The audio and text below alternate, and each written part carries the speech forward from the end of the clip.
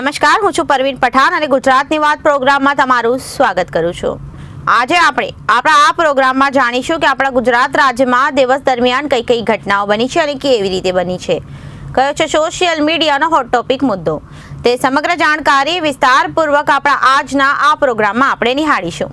તો ચાલો જાણીએ અને નજર કરીએ શરૂઆતના મુખ્યના વિશેષ સમાચારો પર। પગ આર્ટિફિશિયલ પણ સ્વપ્ન ગોલ્ડ મેડલનું।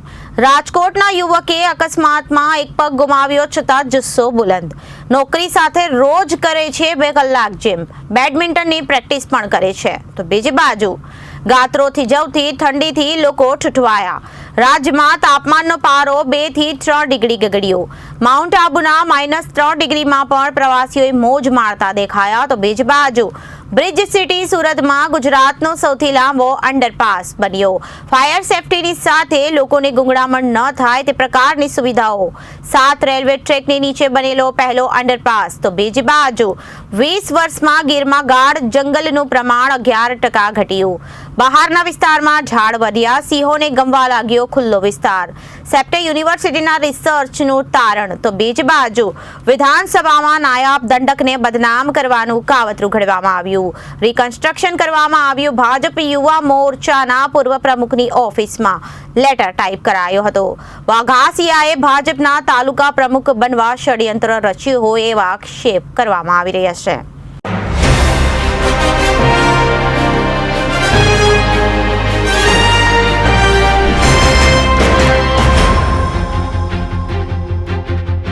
હવે જોઈએ समाचारों विगतवार। लहरों से डरकर नौका पार नहीं होती, कुछ किए बिना ही जय जयकार नहीं होती और कोशिश करने वालों की कभी हार नहीं होती। सुप्रसिद्ध हिंदी कवि हरिवंश राय बच्चननी आ कविताने રાજકોટમાં રહેતા એક દિવ્યાંગ યુવાન ભાવિન કુમાર ગોહિલે પોતાના જીવનમાં સાર્થક કરી દીધા છે। 5 વર્ષ પહેલા અકસ્માતમાં એક પગ ગુમાવ્યા બાદ પણ આર્ટિફિશિયલ પગ સાથે મેરેથોનમાં ભાગ લેવા તેમજ બેડમિન્ટનમાં રાષ્ટ્રીય અને આંતરરાષ્ટ્રીય કક્ષાએ ઝળકી પેરા ઓલિમ્પિકમાં ભારત માટે ગોલ્ડ મેડલ મેળવવાનું સ્વપ્ન લઈને દરરોજ તનતોડ પ્રેક્ટિસ કરી રહ્યો છે। સૌરાષ્ટ્ર યુનિવર્સિટીના ઇન્ડોર સ્ટેડિયમમાં દૈનિક 2 કલાકની પ્રેક્ટિસ કરતો આ યુવાન 8 કલાકની નોકરી ઉપરાંત 2 કલાક જીમમાં પણ પરસેવો પાડે છે। ખેતી કામ કરતા માતા પિતાની નબળી આર્થિક પરિસ્થિતિને કારણે અંગ્રેજી વિષય સાથે બેચલર ઓફ આર્ટ્સ ભણેલો યુવાન રિસેપ્શનિસ્ટની નોકરી કરી રહ્યો છે। તે 2 વખત પાવાગઢ પર્વત તો ગિરનારના 5000 પગથિયા આર્ટિફિશિયલ પગ સાથે ચડી ચૂક્યો છે। તો જાણે યુવાનની સંઘર્ષ ગાથા તેમના જ શબ્દોમાં। વાતચીતમાં પોતાના જીવન પર સંઘર્ષ અને ભાવિન કુમાર ફારજીભાઈ ગોહિલે જણાવ્યું કે હું ખંભાત જિલ્લાનો 5 વર્ષ પહેલા હું વાડીએ બાઇક પર બેઠો હતો ત્યારે 2 બળદ ઝઘડતા મારી માથે પડ્યા હતા, જેથી મને ગંભીર ઈજાઓ થતા હોસ્પિટલ ખસેડવામાં આવ્યો હતો, જ્યાં મારા પગ અને નસનું ઓપરેશન કરવામાં આવ્યું હતું। મારા ડાબા પગથી નસ ડેમેજ થઈ ગઈ હોવાથી પગ કાપવો પડ્યો હતો, જે બાદ સગા વહાલા મારી ખબર કાઢવા આવતા હતા ત્યારે એમ જ કહેતા હતા કે હવે તું જીવનમાં કાંઈ જ નહીં કરી શકે, તારે ખાટલામાં જ બેસી રહેવું પડશે। જેથી મેં એવું નક્કી કર્યું કે હું આ બધા લોકોને જવાબ આપીશ અને મારી પાસે એક પગ નથી છતાં પણ હું બધું જ કરી શકીશ। દરમિયાન ઓનલાઈન જાહેરાતમાં જીઈટી બેક અંતર્ગત મેં ફ્રીમાં આર્ટિફિશિયલ પગ મેળવ્યો, જે બાદ મને આર્ટિફિશિયલ પગથી કેવી રીતે ચાલી શકાય તેની તાલીમ પણ આપવામાં આવી, જેથી તે પગથી મારા પિતાને ખેતીવાડીમાં મદદ કરવાનું શરૂ કરી દીધું। ખેતરમાં પાણી વાળવું, ખાતર નાખવું જેવો કામો આર્ટિફિશિયલ પગથી સરળતાથી કરવા લાગ્યો, જે બાદ મેં ભણવાનું શરૂ કરી દીધું અને 3 કિલોમીટર ચાલીને કોલેજ સુધી જતો હતો।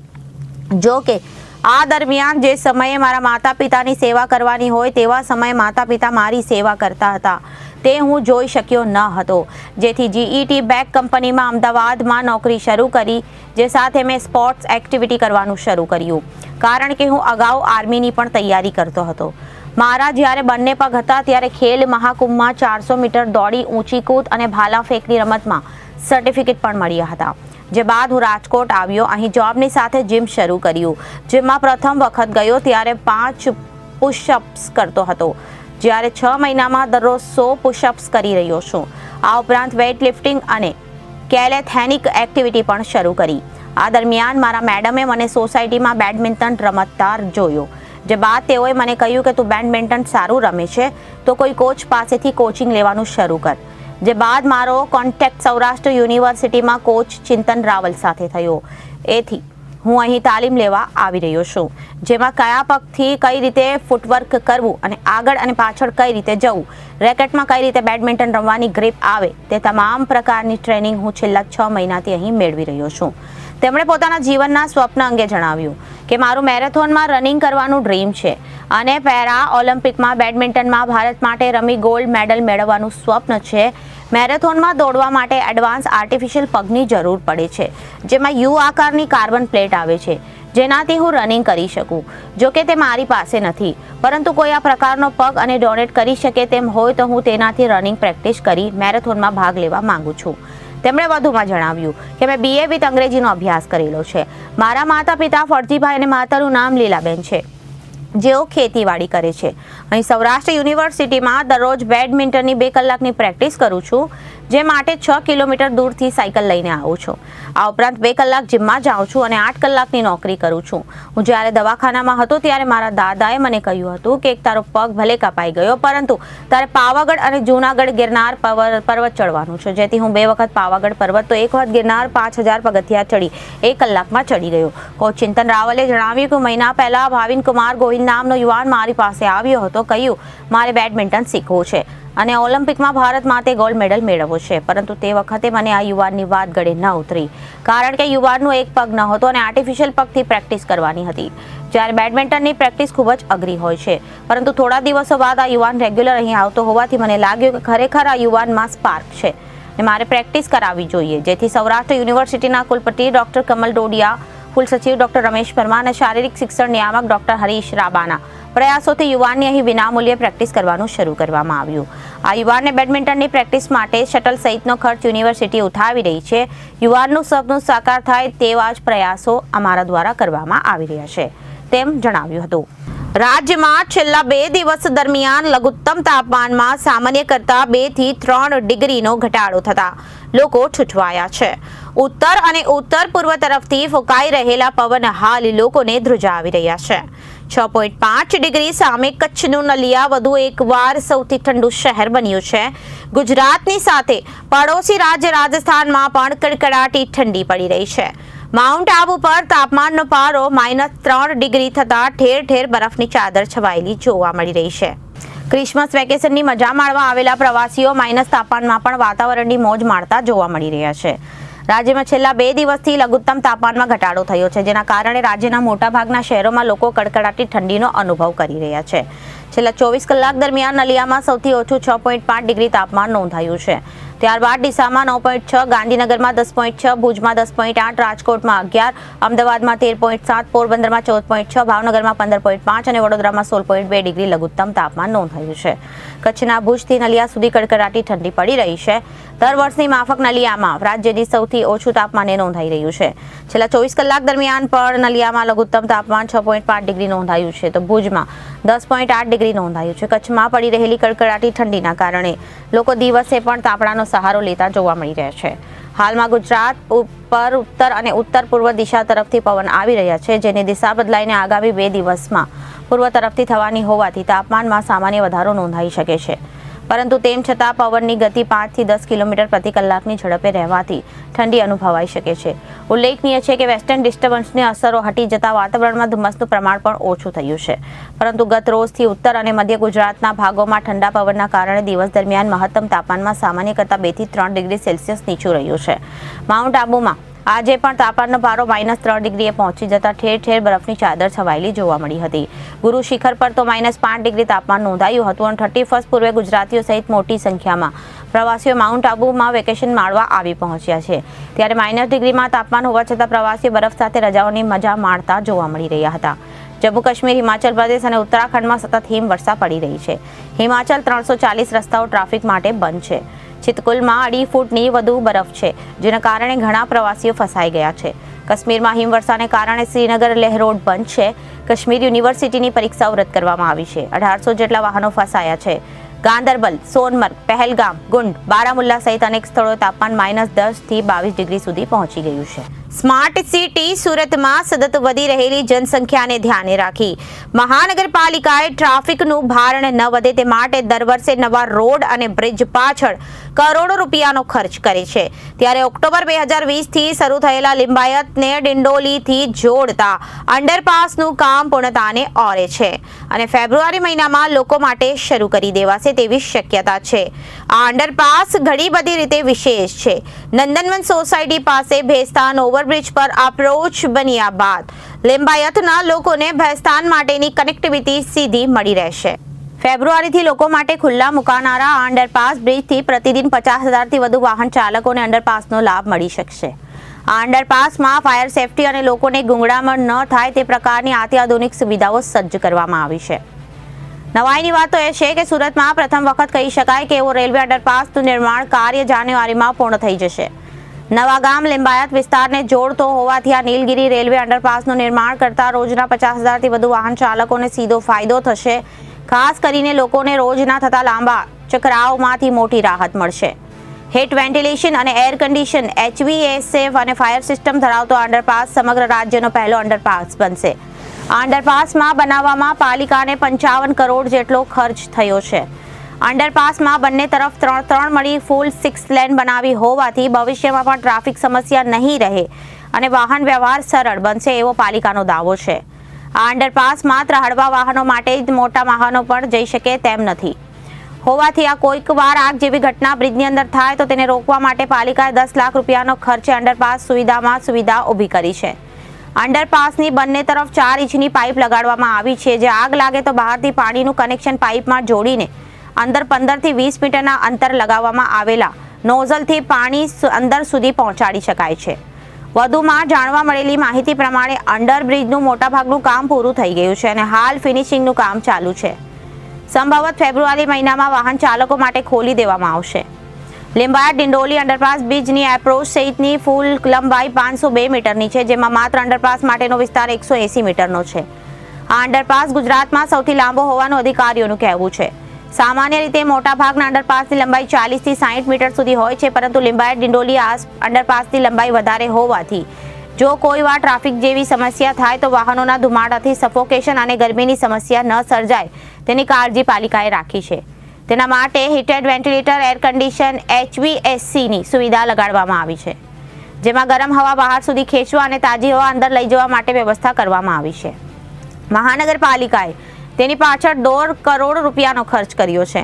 180 મીટર જેટલો લાંબો અંડરપાસ હોવાથી વરસાદી સિઝનમાં પણ પાણી ભરાવાની પૂરી શક્યતા છે જેને ધ્યાનમાં રાખીને પાલિકા દ્વારા 40,000 લીટરની 2 ટાંકીઓ બનાવવામાં આવી છે અને 4 પંપ લગાવવામાં આવ્યા છે જેનો ઉપયોગ પાણી કાઢવા માટે કરવામાં આવશે. વધુમાં કહી શકાય તેમ 7 રેલવે ટ્રેકની નીચેનો સંભવત રાજ્યમાં પ્રથમ અંડરપાસ છે અને 60 કરોડ રૂપિયાનો ખર્ચે તૈયાર કરવામાં આવી રહેલા અંડરપાસ માટેના મોટાભાગના તમામ કાર્યો પૂર્ણ થઈ ગયા છે અને હવે ફાઇનલ ફિનિશિંગમાં કામ ચાલુ છે. મનપાના અધિકારીઓએ જણાવ્યું કે અંડરપાસનું કામ ટૂંકમાં જ પૂરું થઈ જશે. અંડરપાસ શરૂ થતાં મોટી સંખ્યામાં વાહન ચાલકોનો ફાયદો થશે. વરસાદી પાણી નહીં ભરાય તે માટે storm water pumping station disposal point પણ છે. ડૉક્ટર સાહેબ, જે રાજ્યનો પ્રથમ અંડરપાસ આ બ્રિજ બની રહ્યો છે લિંબાયતમાં, આ શું છે આની ખાસિયત?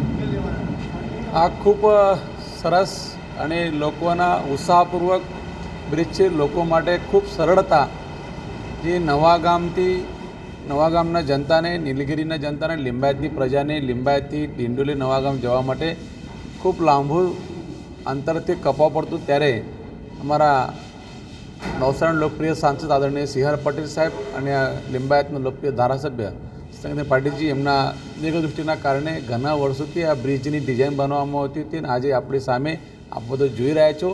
ખૂબ સુંદર અને આજે અમે બધું જોયું સંદેશ ન્યૂઝપેપરના માધ્યમથી કે ગુજરાતના સૌથી લાંબો અંડર બાયપાસ બ્રિજ આ લિંબાયતને બનાવવામાં આવે છે. એની સાથે સાથે આધુનિક ટેકનોલોજી સાથે એની પણ આપણે બધું જોઈ રહ્યા છો કે એની અંદરમાં લાંબો બ્રિજ હોવાના કારણે પબ્લિકની જે નીચેથી ધુવાળો નીકળે છે એને કવર કરવા માટે અહીંયા ઓક્સિજનની પણ વ્યવસ્થા કરવામાં આવી છે અને સાથે સાથે ફાયર સેફ્ટી પણ વ્યવસ્થા કરવામાં આવે છે.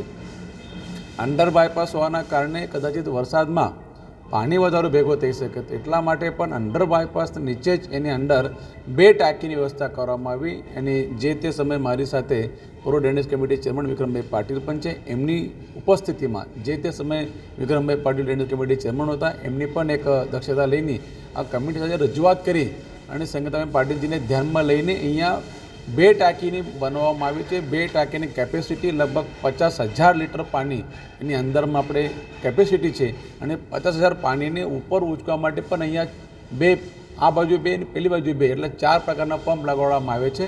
એટલે ખૂબ સુંદર આવનારા દિવસોમાં ગુજરાતમાં સૌથી મોટો બ્રિજ લિંબાયતમાં આવ્યો છે અને ખૂબ મોટી પબ્લિક નવાગામ, ડિંડોલી, ગોડાદરા, લિંબાયત પર્વત અને નવો ડિંડોલી જે બની છે એમાં લાખો લોકોને અવર જવર કરવા માટેની સરળતાથી ઉપલબ્ધતા બ્રિજ થશે અને જીવાદોરી જેવા લિંબાયત માટે આવનારા દિવસોમાં આ બ્રિજ બનશે અને લોકો લિંબાયતના ધારાસભ્ય સંગીતા પાટીલજીને અને કેન્દ્રીય જળશક્તિ મંત્રી આદરણીય સી આર પાટીલ હંમેશા યાદ કરશે. સુરત મહાનગરપાલિકા અધિકારી દ્વારા ખૂબ સુંદર કામગીરી કરવામાં આવી છે અને ટૂંક સમયમાં એનું લોકાર્પણ કરવામાં આવશે.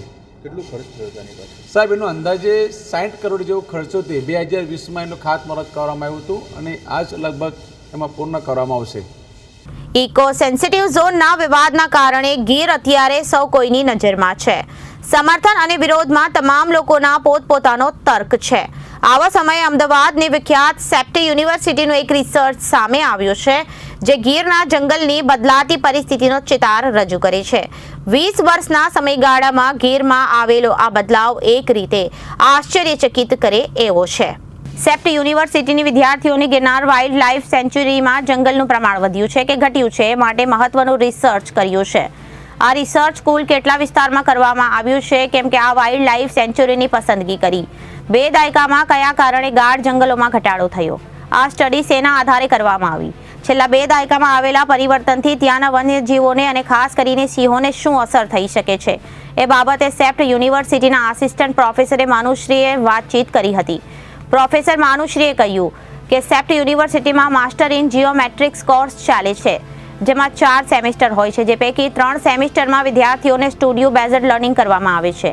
પહેલા સેમેસ્ટરમાં સ્ટુડિયોમાં જ અમે વિદ્યાર્થીઓને ફાઉન્ડેશન શીખવીએ છીએ અને જેમાં મેપિંગ કેવી રીતે કરાય, GIS ગ્રાફિક્સ ઇન્ફોર્મેશન સિસ્ટમ કેવી રીતે કરાય અને સેટેલાઇટ ઇમેજનો ઉપયોગ કરીને કેવી રીતે વિશ્લેષણ થઈ શકે એ શીખવાડીએ છીએ. જે બાદ વિદ્યાર્થીઓ પોતાની રીતે રિસર્ચ કરતા હોય છે.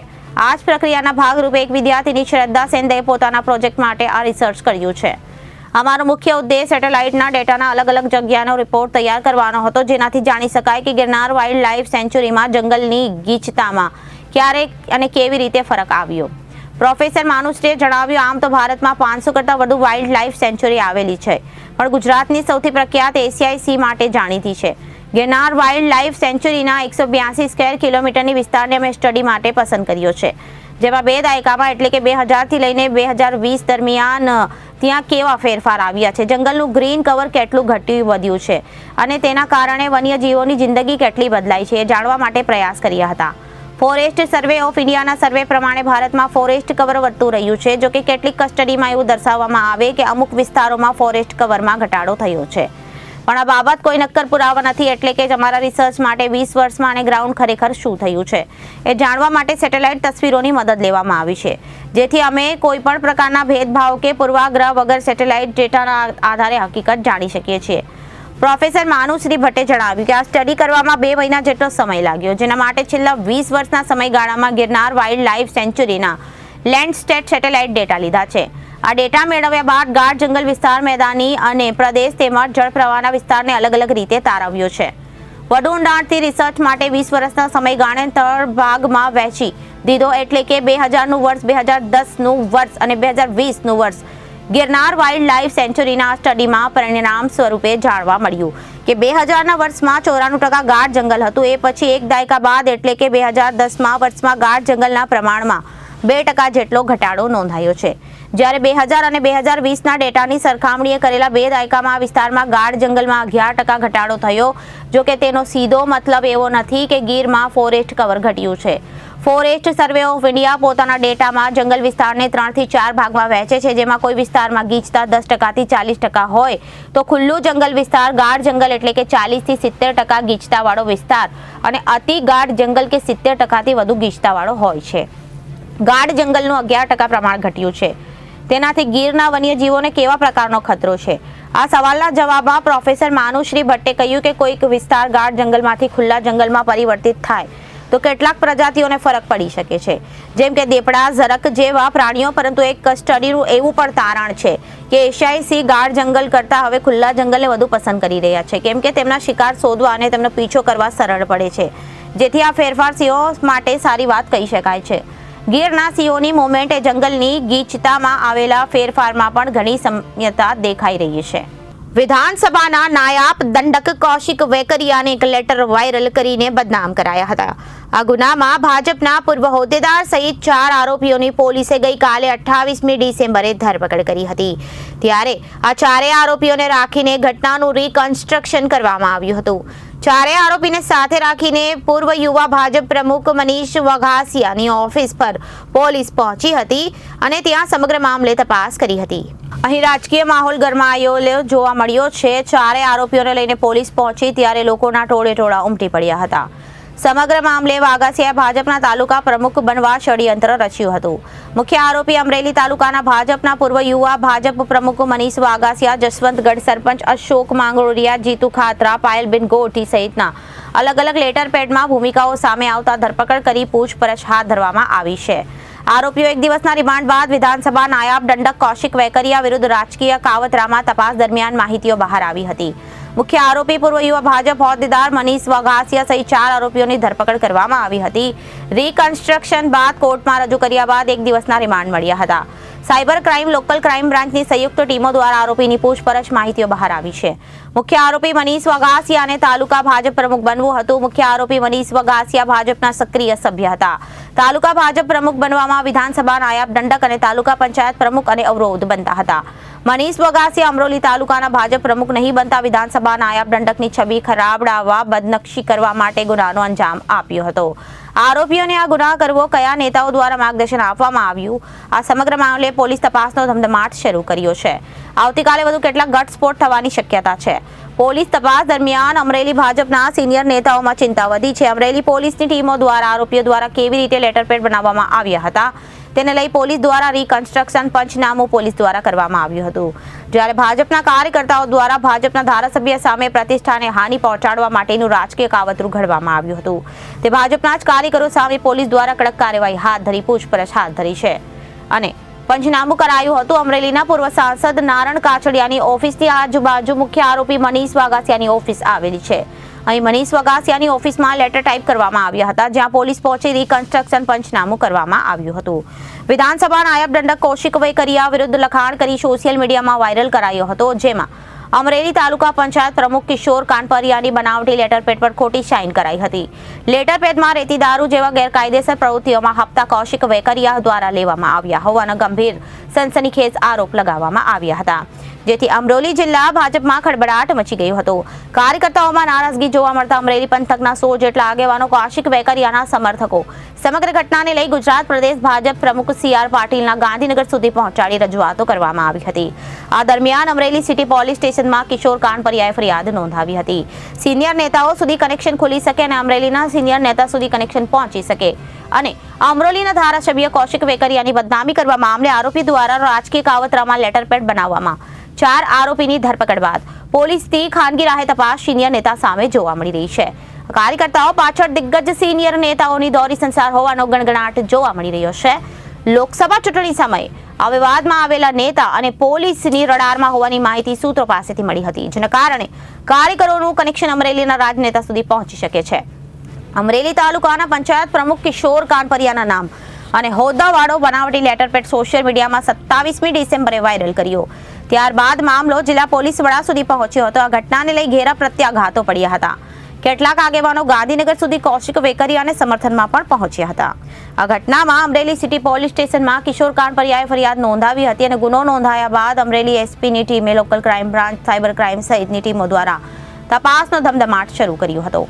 ગંભીર પ્રકારના ગુનામાં આરોપીને પકડી પાડી અને સોશિયલ મીડિયામાં માત્ર વાયરલ થવાના કારણે જિલ્લા પોલીસ વડા એસપી સંજય ખરાતની ટીમ દ્વારા સૂચના અપાતા local crime branch, cyber crime, વિવિધ પોલીસની ટીમો અને ટેકનિકલ રીતે તપાસ કરી હતી, જેમાં આરોપીઓ સુધી પહોંચવામાં અમરેલી લોકલ ક્રાઇમ બ્રાન્ચને મહત્વપૂર્ણની સફળતા મળી છે અને તાલુકા જીતુભાઈ બવારચંદ અને રહે જશવંતગઢ સહિતના 4 આરોપીઓને ઝડપી પાડી કાયદેસરની કાર્યવાહી હાથ ધરવામાં આવી હતી. મુખ્ય આરોપી મનીષ વગાસિયા અમરેલી તાલુકા યુવા ભાજપનો પૂર્વ પ્રમુખ છે અને જશવંતગઢ નામના સરપંચ અશોકભાઈ માંગરોળિયા સહિત કાર્યકરો ભાજપના જ હોવાનો ખળબળાટ મચ્યો છે. આરોપીઓ સામે અલગ અલગ એક્શન સેક્શન લગાવી એસપીએ જણાવ્યું કે 27મી અમરેલી તાલુકાના પંચાયત પ્રમુખ દ્વારા અરજી અપાતા અમે ગુનો નોંધ્યો છે. મામલતદારોને કહેવા પ્રમાણે તેમને પત્ર લખ્યો નથી, સહી સિક્કો અને તેમને આપેલા નથી. આ બાબતે એલસીબી એસઓજી ટીમ તપાસ કરતા 4 વ્યક્તિની ધરપકડ કરવામાં આવી છે. આ 4 લોકોની અલગ અલગ સમયે અલગ અલગ ભૂમિકા છે. એક ગુનાહી કાવતરાને અંજામ આપ્યો હતો, અલગ અલગ સેક્શન લગાવી ખોટું લખાણ કરી બદનક્ષી કરવી, કોઈ વ્યક્તિને નુકસાન જાય તેવી રીતે આઈટી એક્ટ હેઠળ ગુનો અને જાહેર જનતામાં ગભરાટ ઉભો કરવો આ પ્રકારનો ગુનો નોંધાવવામાં આવ્યો છે. સૌપ્રથમ મનીષભાઈ વગાસિયા કાગળ ઉપર કાચું લખાણ અને તાલુકા પંચાયતના પ્રમુખના લેટર હેડ પાયલબેને આપેલું હતું. જે લખાણ પાયલબેનને કમ્પ્યુટરાઇઝ કરી તેને નકલ લેટર પેડવાળા પેડમાં પ્રિન્ટ કાઢી તેની પીડીએફ બનાવીને મનીષભાઈને વોટ્સઅપમાંથી મોકલી હતી. તે બાદ મનીષભાઈએ જે પીડીએફ અશોકભાઈ માંગરોળિયાને મોકલેલી તે અશોકભાઈ મનીષભાઈના કહેવાથી સદર પીડીએફ કરેલી લેટર પેડમાં લખાણ ખોટું હોવાનું જાણવા છતાં બનાવટી લેટર જીતુભાઈ ખેતરાને મોકલી આપ્યું હતું અને જીતુભાઈ ખાતરાને બનાવટી લખાણ હોવાનું જાણવા છતાં કોઈપણ જગ્યા વગર પોતાનો સામાન્ય ઈરાદો પાર પાડવા માટે લેટર પેડ વાળી પીડીએફ સોશિયલ મીડિયામાં વાયરલ કરી હતી. મુખ્ય આરોપી મનીષભાઈએ બનાવટી લેટર પેડનું લખાણ ભાજપ પક્ષના મહામંત્રી, ગુજરાત પ્રદેશ સંગઠન અને ભારતના કેન્દ્રીય ગૃહમંત્રી દિલ્હીને કુરિયરથી મોકલવા પાયલબેનને જણાવ્યું હતું. જેથી પાયલબેને લેટર પેડવાળા લખાણની 2 પ્રિન્ટો કાઢી અને કુરિયર કરવા માટે તેમના સરનામા મનીષભાઈએ મોબાઈલ ફોનમાં ગૂગલ ક્રોમ એપ્લિકેશનથી સર્ચ કરી મેળવી અને બંને સરનામા પાયલબેનને આપેલા અને કુરિયર કરવા દ્વારા પોસ્ટ કરવામાં આવી હતી. આ ગુનો કરવાનું કારણ આરોપી પોતે વર્ષોમાં પક્ષમાં કાર્યકર હોય અને તાલુકા પંચાયત પ્રમુખ અને નાયબ દંડ દ્વારા તેઓને ભાજપ અમરેલી તાલુકા પક્ષ પ્રમુખ બનવામાં અવરોધ બની રહ્યા છે. તેથી તેની છબી ખરાબડાવવા અને બદનક્ષી કરવા માટે સદર ગુનાને અંજામ આપવામાં આવ્યો હતો. આ ઉપરાંત આ કામના તમામ આરોપીઓને પોલીસે રિમાન્ડ લેવામાં આવેલા છે અને આ કામના આરોપીઓ પોતાનો ઉદ્દેશ્ય પાર પાડવા માટે એવા ગંભીર ગુનો આચર્યો હતો, જેથી આરોપીઓને આ ગુનો કરવામાં કોણે કોણે મદદગારી કરેલી છે અને બીજા કોણ કોણ સંડોવાયેલા છે તે અંગેની તપાસ હાલ ચાલુ છે. આજરોજ આરોપીઓને સાથે રાખી ઝડપી પંચનામા કરવા આવ્યા હતા, જેમાં ગુનામાં ઉપયોગ કરેલી વિવિધ ચીજવસ્તુઓ કબજે કરવામાં આવી હતી. આ ઉપરાંત ગુનાની વધુ તપાસ ચાલુ છે. તો અત્યારે ગુજરાતની વાતમાં વિરામ લઈએ. વધુ સમાચારો જોવા માટે જોતા રહો જનાદેશ ન્યૂઝ. નમસ્કાર.